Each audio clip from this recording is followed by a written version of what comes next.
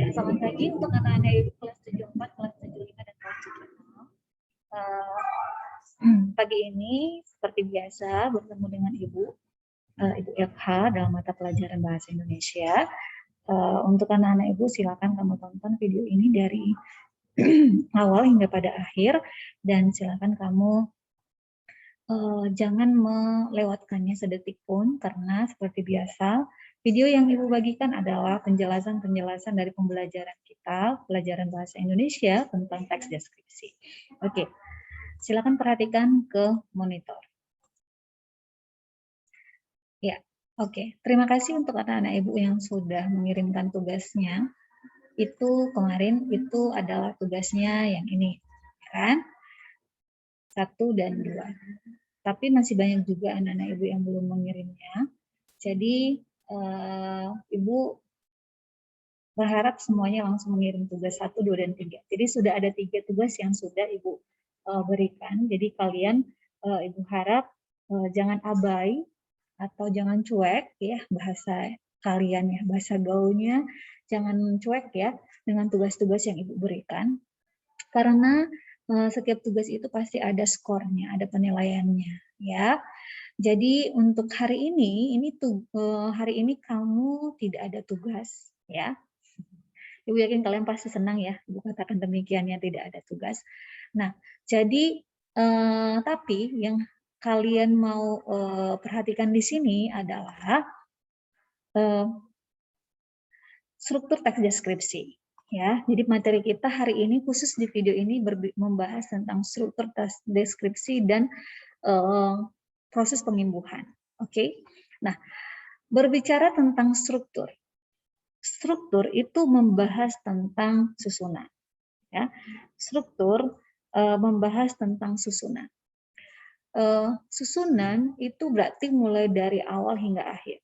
Jadi kalau dikatakan dengan struktur tubuh manusia, ya kalau misalnya ada mengatakan guru biologi kamu mungkin atau guru IPA kamu sering mengatakan demikian ya, struktur tubuh manusia, berarti itu berbicara tentang susunan tubuh manusia, ya mulai dari kepala sampai dengan kaki. Berarti kepala, ke tubuh, dan ke kaki. Apa-apa saja bagian-bagiannya, ya kan?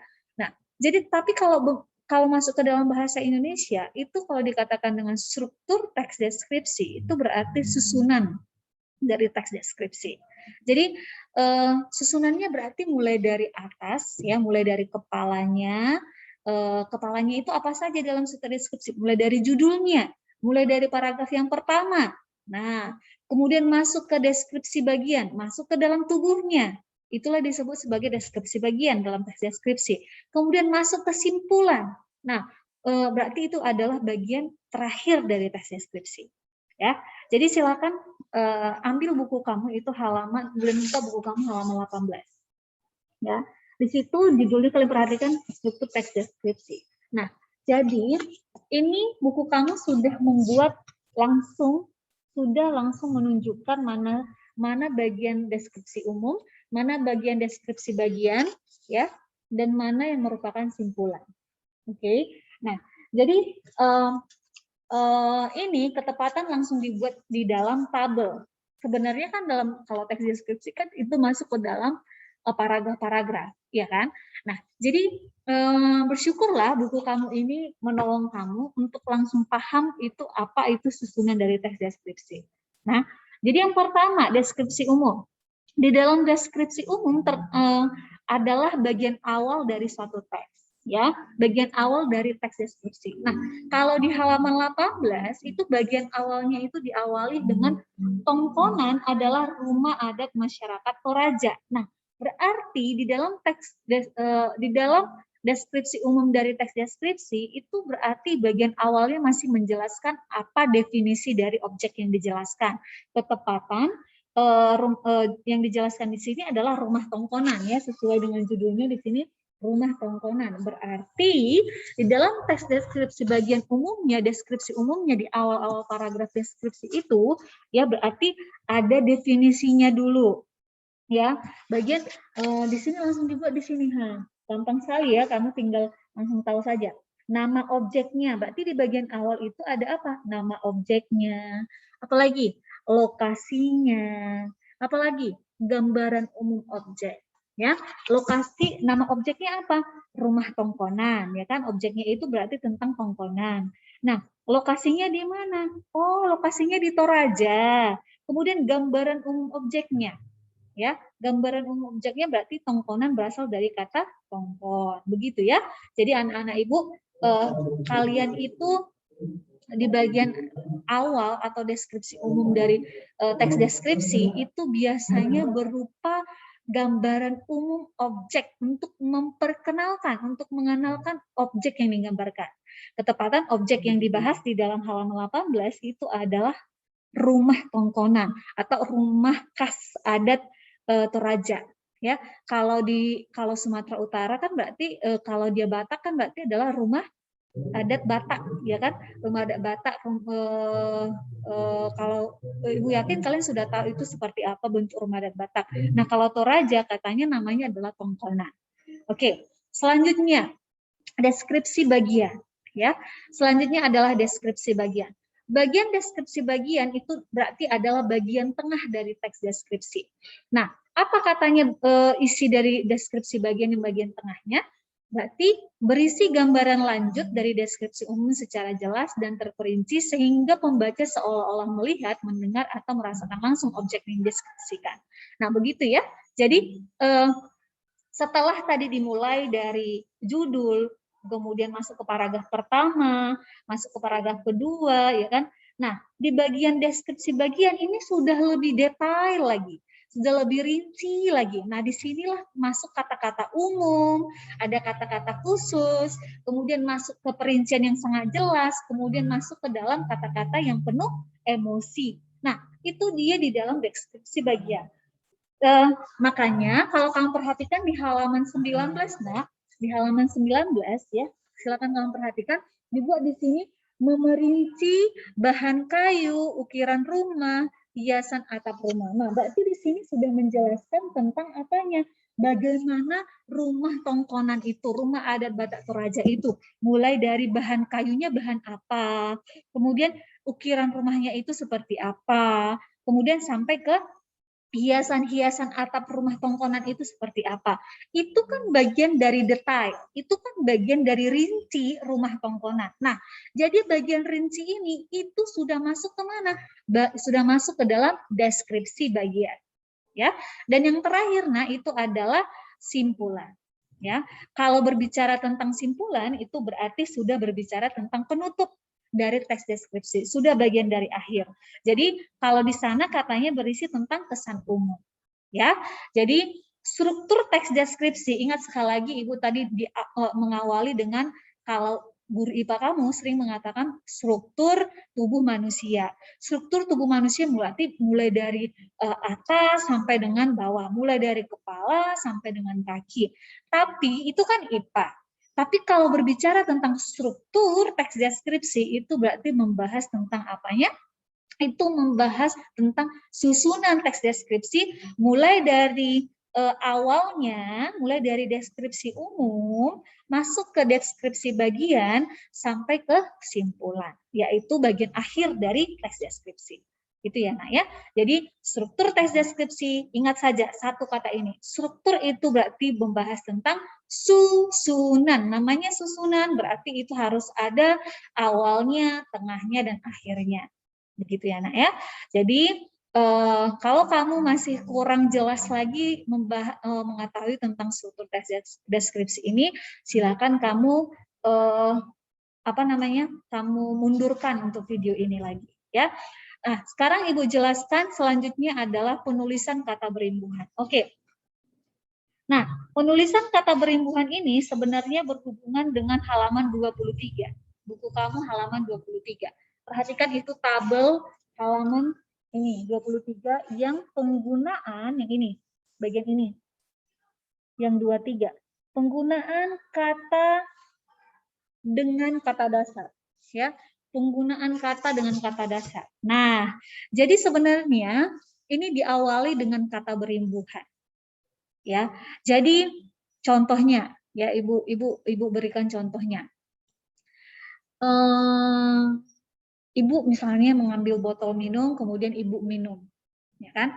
Kalau Ibu put ke dalam kalimatnya, berarti Ibu FH sedang meminum minuman itu, ya kan? Ibu FH sedang meminum minuman itu, misalnya itu kalimatnya, ya kan? Misalnya itu kalimatnya. Jadi meminum itu merupakan proses imbuhan, ya. Apa itu proses imbuhan, Bu? Yaitu adalah kata dasar yang sudah dilekati oleh imbuhan, ya. Makanya Ibu buat di sini. Kata berimbuhan adalah kata dasar yang dilekati imbuhan yang dapat mengalami perubahan makna ataupun tidak mengalami perubahan makna. Ya, contohnya memakan. Nah, lihat ini ya, Ibu sudah buat tanda panahnya di sini. Ya, Ibu buat note-nya dulu sebentar. Nah, memakan. Nah, memakan itu kan sebenarnya kata dasarnya adalah makan. Tapi dia dilekati oleh imbuhan me. Ya, dia dilekati oleh imbuhan me sehingga apa yang terjadi? Me tambah kata dasar, maka hasilnya adalah memakan. Sama dengan dipukul juga. Dipukul itu kan kata dasarnya apa? Pukul. Ya kan? Hanya pukul saja, tapi dilekati oleh imbuhan di, maka menjadi apa? Dipukul. Ya. Jadi itulah yang disebut dengan kata berimbuhan. Kata yang dilekati oleh imbuhan. Nah, pertanyaannya, apakah kamu tahu jenis-jenis imbuhan dalam bahasa Indonesia?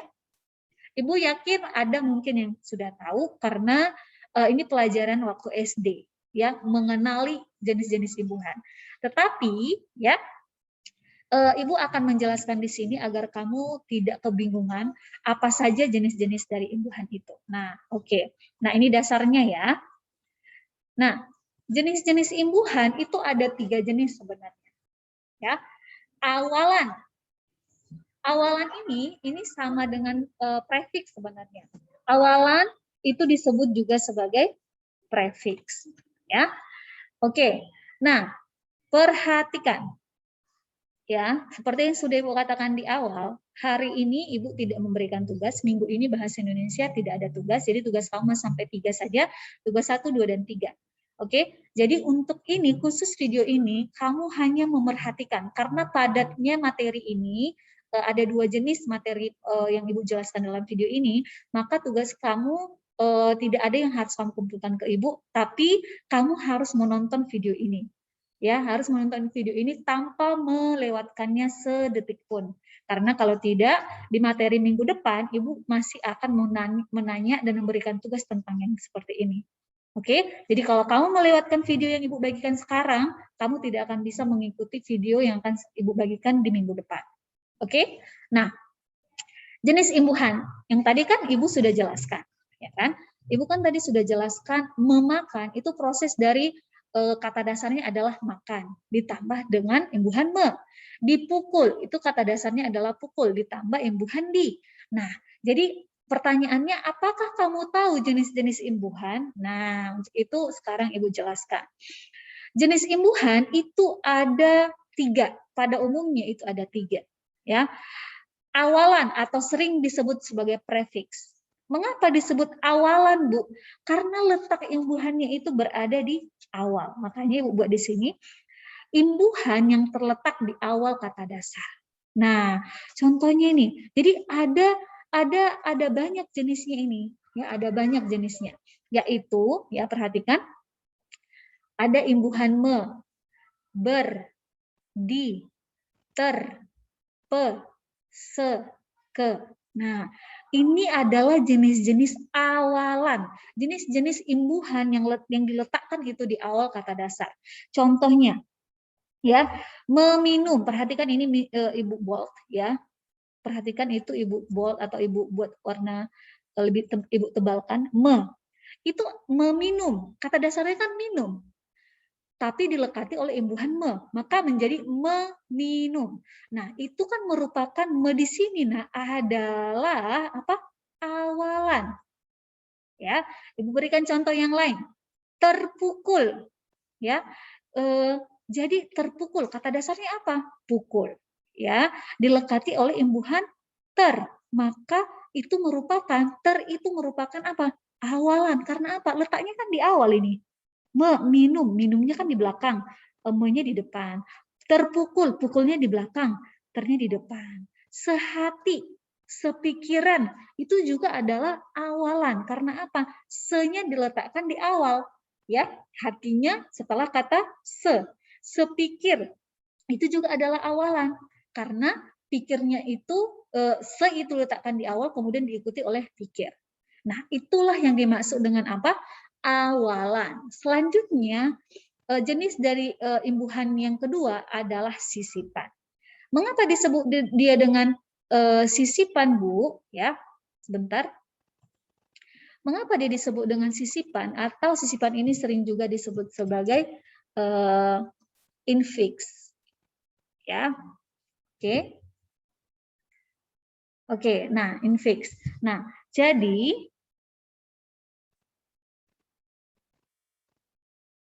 perhatikan di sana ya, imbuhan yang terletak di tengah kata dasar. Itulah dia disebut dengan apa? Dengan sisipan. Kalau tadi kan ini kan di awal. Nah, kalau dia disisipkan, nah imbuhannya itu. Misalnya nih, gemuruh. Gemuruh itu kan kata dasarnya adalah guru. Tambah ya, bukan guru seperti ibu, bukan.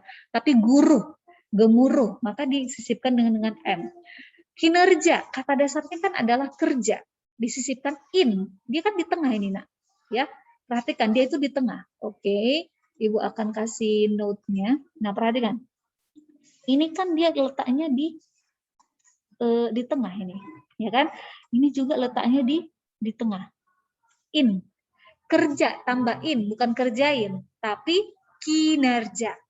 Oke, nah itulah dia yang dimaksud dengan sisipan. Diletakkan dia itu di tengah. Makanya ibu buat di sini tanda-tanda penghubungnya. Nah ini sebagai penanda bahwa itu posisinya di tengah. Lihat ini kan ada tanda penghubung di sini, kemudian L, tanda penghubung lagi. Gelugur misalnya, itu kan sebenarnya imbuhan kata dasarnya adalah gugur, ya kan? Ini tanda penghubung dulu, kemudian diletakkan imbuhannya, kemudian kata penghubung lagi, biar diapit dia, itu maksudnya, nak ya. Kemudian yang terakhir, nah adalah jenis imbuhan adalah akhiran. Jenis imbuhan adalah akhiran. Imbuhan disebut sebagai akhiran atau sering juga disebut sebagai sufiks, ya sufiks namanya, itu adalah imbuhan yang terletak di akhir dari kata dasar. Ya, di akhir. Oke, kalau di akhir berarti di belakang ya, Bu? Iya, benar sekali. Jadi jenis-jenis dari akhiran itu adalah akhiran akhiran kan, akhiran an dan ya. Perhatikan ya imbuhannya Ibu buat di sini tanda penghubungnya di sini di awal ya baru di awal baru kan, di awal baru an, di awal baru nya. Nah, contohnya makan tambah akhiran an menjadi makanan. Ini kan kata dasarnya kan adalah makan, tapi ditambahkan dengan akhiran an.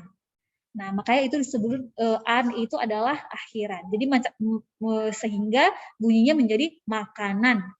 Bu FH memakan makanan itu sampai habis misalnya. Ya. Bu FH memakan makanan itu sampai habis. Itu kalimatnya. Nah, oke, biar kamu gampang memahami. Misalnya Ibu buat di sini. Ya. Bu FH memakan makanan itu. Nah, misalnya inilah dulu contoh kalimat yang sederhananya. Nah, ini ada berapa imbuhan di sini? Di sini ada 2 imbuhan. Ya, ada 2 imbuhan di sini. Nah, yaitu ini memakan itu adalah apa? Awalan, ya kan?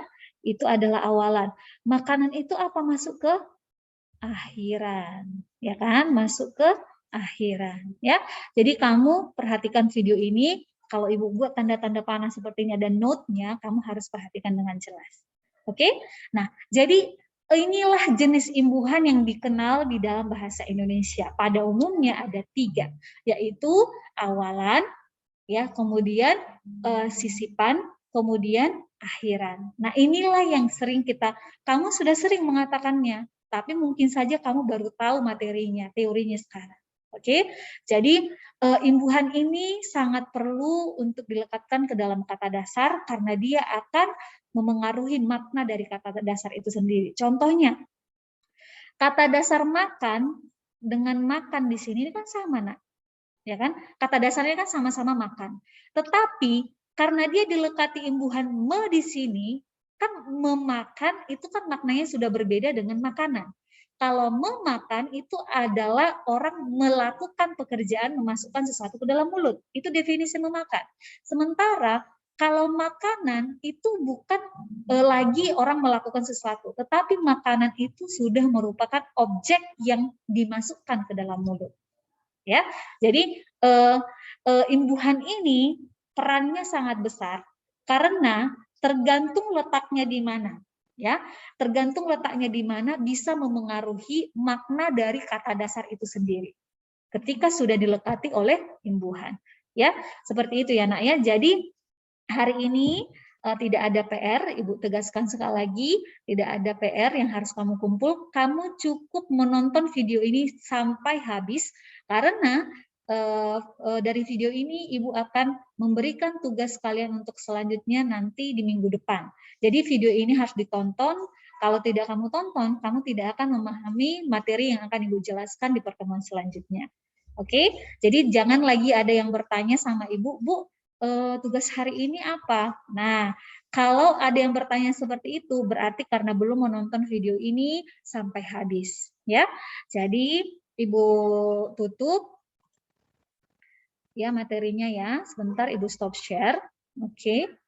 Oke. Jadi demikian untuk video pembelajaran yang sudah Ibu buat untuk hari ini. Silakan kamu tonton tanpa melewatkan sedikit pun.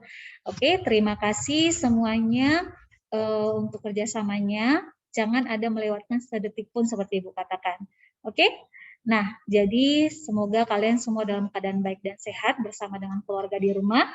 Kalaupun sedang bepergian, tolong tetap melakukan prokes ya, karena lingkungan kita kalau kita lihat semakin kurang nyaman ya, semakin tidak nyaman dengan pandemi ini. Kita doakan segera pandemi ini berakhir agar kita bisa bertemu di sekolah, kita bisa belajar bersama. Oke, dan tetap jaga kesehatan semuanya. Salam untuk keluarga di rumah.